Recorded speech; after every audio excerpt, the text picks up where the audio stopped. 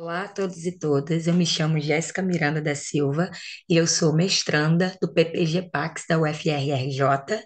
Bom, eu estou aqui para poder apresentar o meu trabalho, só explicando um pouco como eu cheguei nesse tema e como eu cheguei nesse autor. Eu estudo Ernest Hemingway já há bastante tempo, desde o período da graduação, e foi justamente na graduação que eu acabei tendo contato com mais escritos dele, né? No caso, comecei a ter contato com os escritos dele, e foi nesse momento que eu me interessei demais pela forma como ele escrevia, né? Bom, o meu trabalho se intitula Nada e Pois Nada, uma análise dos processos da construção identitária e de memória numa atmosfera de melancolia e não pertencimento em personagens de Ernest Hemingway, né, de contos selecionados no caso. E já falando aqui do meu resumo, é interessante sobre o autor. Eu escolhi para o recorte temático, né, desse meu trabalho três short stories, três contos, mas baseado no que eu li, nos romances e em outras short stories, sem ser as que eu tenho selecionadas aqui, o quanto essas características que eu busco estudar são recorrentes nos contos do autor. E o quanto isso é interessante, o quanto a época que ele vivia se reflete naquilo que ele escrevia. Bom, os contos que eu escolhi são é, Um Lugar Limpo e Bem Iluminado, em inglês, A Clean Well Lighted Place, Colinas como Elefantes Brancos, Hills Like White Elephants e Gato na Chuva, Cat in the Rain. Eu escolhi esses contos, poderia ter escolhido outros, mas pelo valor simbólico que está atrelado aos pontos que eu procuro estudar, que são melancolia, não pertencimento, como delineadores de memória e de identidade. Um outro ponto importante a ressaltar, né, sobre o resumo do meu trabalho, e que eu vou explicitar mais à frente, é justamente em questão ao acervo referente aos manuscritos, cartas, boletins, né, de notícia e fotos do autor que se encontram lá, estavam em Cuba e foram. Teve uma negociação, né, entre o governo de Cuba e o governo dos Estados Unidos, e esse acervo foi todo enviado para a biblioteca, né, o museu, né, a Biblioteca e Museu Presidencial John F. Kennedy. Continuando, falando um pouco da minha metodologia, e para que seja mais de fácil entendimento como que eu estou estruturando esse trabalho, meu arcabouço metodológico, né, esse projeto, né, essa pesquisa, ela busca é, delinear, no caso, investigar, através de pesquisa bibliográfica, obviamente, como a melancolia e o não pertencimento, eles trabalham nessa construção de identidade de memória. E isso partindo, né, as escolhas de leitura, essa pesquisa bibliográfica que eu fiz, ela partiu de dois conceitos importantes, né? O primeiro foi Zeitgeist, que foi proposto pelo Karl Jaspers, que é simplesmente, né, ou colocando, né, em linha mais direta, uma forma de teorizar, né, o tempo, ou uma forma de categorizar o tempo, de se pensar o tempo, né, um olhar literário sobre o tempo. E também parto, né, dessa análise de narrativas, partindo do que foi proposto pelo Tetsavan Todorov, sobre a questão de como os personagens eles agem, como os personagens eles vão desencadear pensamentos e ações, é, partindo de um ponto específico teórico, que eu também vou explicar um pouco mais à frente.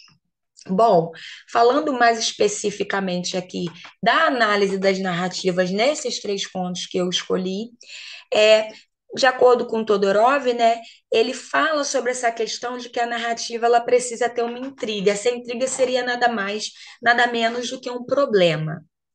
E esse problema que vai desencadear os fatos, desencadear, né, ter o clímax, o desfecho, e ele que vai fazer com que aconteçam os fatos que precisam acontecer dentro da história da short story, né, do conto, seja lá qual for o gênero, né, literário que esteja sendo ali narrado, a história que esteja sendo contada.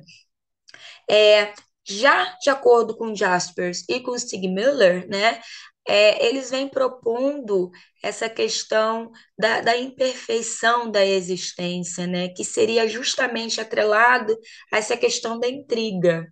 Essa imperfeição, essa autenticidade do ser que estaria ligada à questão dessa intriga, desse problema que precisa ser resolvido.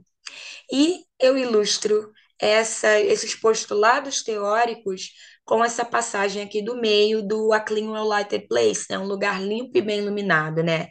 Aqui nesse recorte, né, que eu fiz, fica bem evidente o quanto esses aspectos de intriga dessa questão existencial se encontram, porque nesta parte nós encontramos os garçons da história, né, da short story, do conto, é, recontando, refazendo é, uma oração que seria o Pai Nosso, mas de uma forma diferenciada. Então, assim, nesse momento que no conto que é começada essa oração, fica nítida essa intriga, esse problema que vai desencadear, né, e desenrolar a ação, né, dos personagens, como que eles se comportam, como que eles vão resolver determinado problema. E isso fica bem claro nas três short stories, bem como em narrativas no geral, há um conflito que precisa ser resolvido. Agora eu vou falar um pouco dos anexos, né? Relembrando aqui, essa apresentação ela está baseada no recorte feito da minha dissertação que está em processo de escrita, né? E aqui eu mostro um pouco daquilo que já está construído e aqui nos anexos eu vou falar um pouco do que ainda será construído, que é uma questão bastante interessante do meu trabalho também.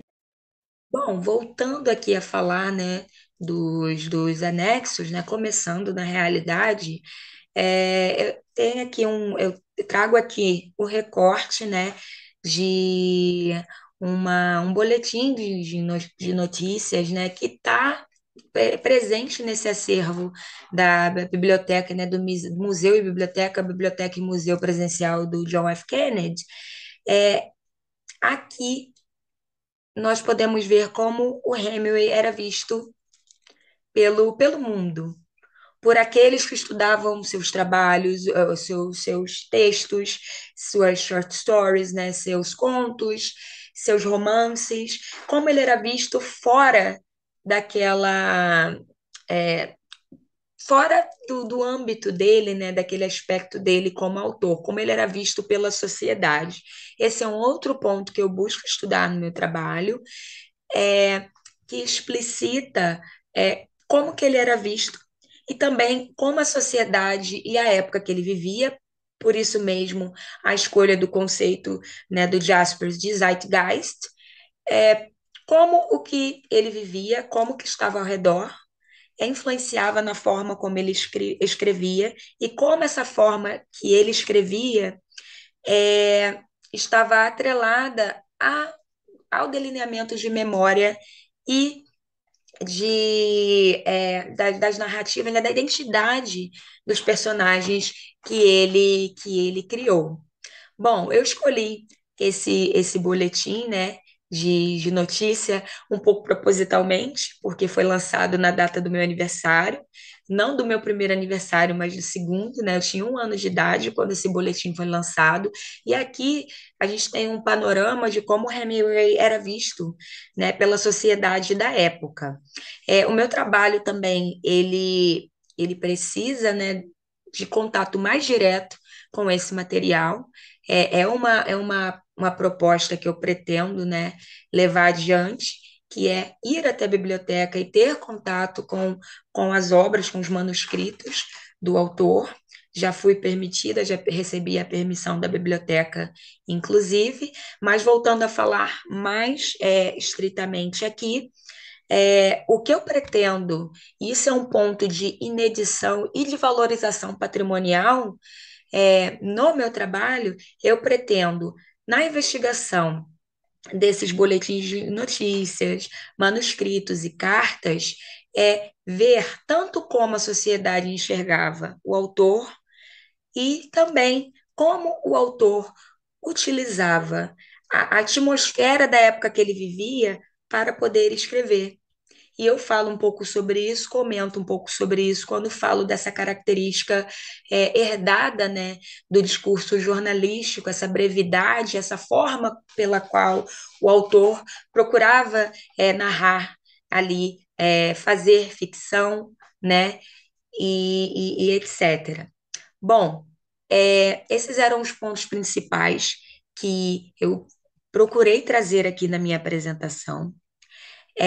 Eu acredito muito no meu trabalho, eu vejo a relevância do meu trabalho, e um outro ponto que é bastante importante no meu trabalho é a relação dele com a área patrimonial. Por essa questão desse conceito do Jasper, pelo que o Todorov também postulava, como o pensamento desses personagens demonstrava, né, marcava a memória de um lugar.